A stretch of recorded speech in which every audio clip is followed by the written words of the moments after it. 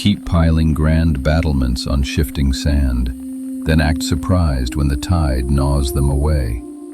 That's exactly what you're doing now. Don't roll your eyes at me. You know what I'm saying. You've built this entire life, this so-called happiness, upon a foundation that was never solid. A relationship that demands constant performance. A job that only works if you never question it. A self-image that shatters the moment someone looks at you differently. And there you sit, in your meticulously curated living room, wondering why sleep has deserted you. Dostoevsky said consciousness is a disease. He was right, but not in the common way. The disease isn't overthinking. It's knowing the ground is cracked and still laying one more tile. It's feeling the tremor beneath your feet and hanging another picture on the wall. You do this thing where you mistake intensity for stability. Because it feels so good right now, it must be real. Because you want it so badly, it must be solid. But foundations don't work that way. Nothing does. People say they want happiness. What they mean is they want to stop feeling afraid.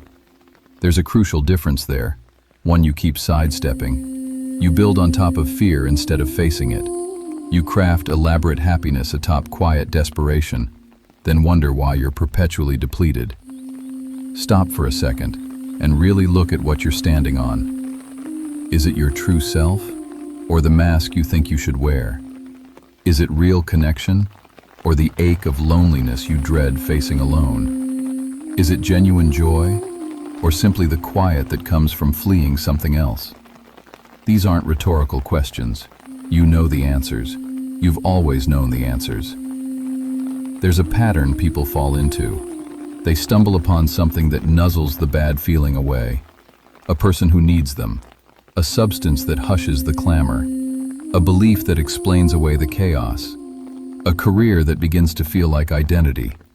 And they build their whole life around it. They call it happiness. They name it purpose. They tag it as love. What they never call it is what it truly is. A foundation carved from avoidance. You can sense it already, can't you? That tremor in the air, the way the world tilts when you face your honesty, the way your happiness clings to fragile, carefully tuned conditions. Don't rush. Don't ask too many questions. Don't look it in the eye, or it might vanish. That isn't happiness. That's a house of cards you're afraid to breathe near. The moment you name what you're truly standing on, you must choose. Keep building atop it, or start anew.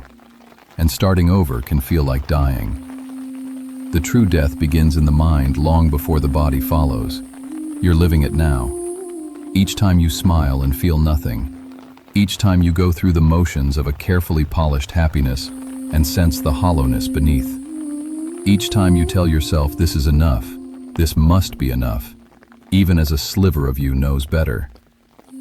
You've devoured the books. You've spotted the patterns. You understand what happens to towers built on shifting earth. They fracture gradually. That's your problem, isn't it? You don't want what you want. You crave what you think you should crave. You chase the happiness that photographs well, that sits neatly inside stories, that others will grasp and applaud.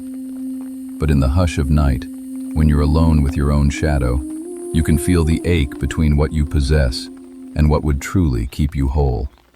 In love, people peel back masks. In life, they hide behind them. You've become a virtuoso of the latter, the show of steadiness, the theater of contentment. You've convinced nearly everyone, except yourself. The question isn't whether your happiness is fragile. You already sense it, feel it wobble with every small shift in circumstance. Every time that message doesn't ping back fast enough, every moment your mood hinges on outside approval, every moment you expend so much energy maintaining the illusion of solid ground. The real question is what you'll do about it. Will you keep stacking floors atop a building with a cracked base? Will you weave an ever more complex facade to hide the unease beneath? That's what most people do. They add stories to a rotten frame and then act surprised when it finally caves. Or perhaps you already know it's destined to topple. Maybe you're just hoping it endures long enough. Endures for what? You haven't mapped that out yet. You only know you can't face the alternative right now. The chance of admitting you built it wrong, began wrong, and chose wrong. You can't fashion a real life on pretend foundations.